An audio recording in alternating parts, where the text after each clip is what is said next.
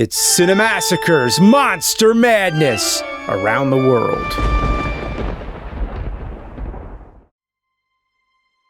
For today's episode, we've come to the land down under. Australia has a massive selection of cult horror to choose from. There's a documentary about it called Not Quite Hollywood, The Wild Untold Story of Ozploitation, which is a term for exploitation films made in Australia. That goes to show how many of them there are. Road Games is one of those films. The interesting thing about this movie is that two of our main characters are actually Americans. It follows Quid, played by Stacy Keach, and Pamela, aka Hitch, played by Jamie Lee Curtis, as they truck along the Australian countryside investigating a possible murder. It's been very commonly compared to Hitchcock's Rear Window, but set in Australia and on wheels. So Quid is a truck driver pulling into the hotel for the night with his pet dingo. Before he's able to check into the place, a strange man in a van beats him to it. The man is accompanied by a woman who Quid saw hitchhiking earlier that day.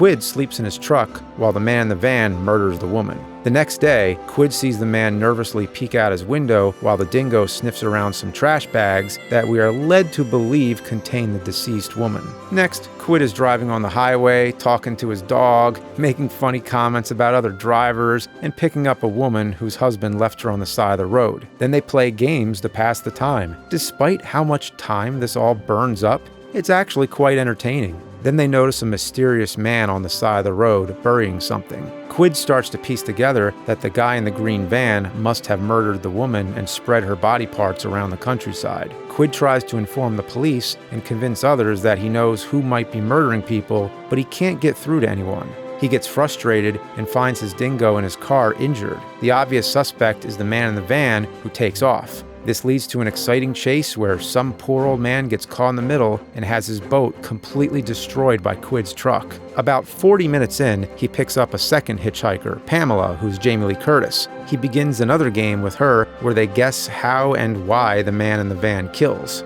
Things get a little tense when it turns out the man in the van framed Quid and used his name to check into the hotel. Since there's no body to be found, he can't be arrested yet. There's a really nice calm scene where Pamela and Quid bond over a fire. This calming feeling disappears when lightning reveals that the man in the van is lurking nearby. The next day, Quid and Pam find the man's van at a mechanic's. Quid thinks he has the man cornered in the bathroom, but the real killer is in the van itself.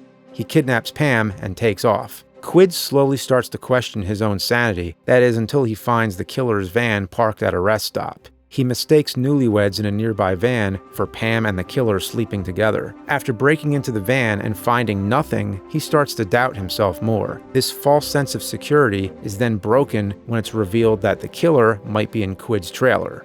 But there's one problem. There's not really any mystery here. It seems obvious the man in the green van is the killer, but you're still left in suspense as it turns into a big cat and mouse game.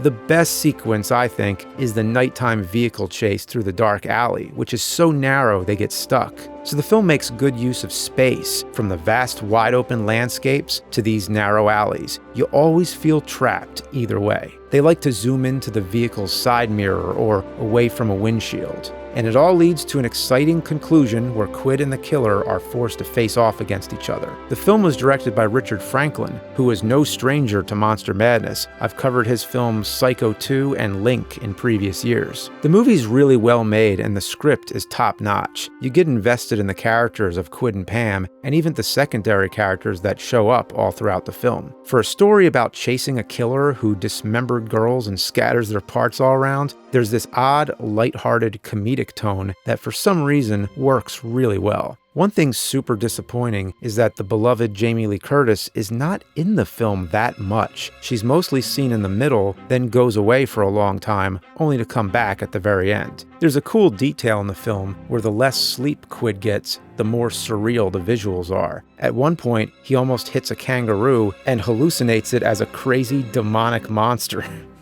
Wow. When it's funny, it's funny. And when it's charming, it's charming. And when it's scary, it's scary.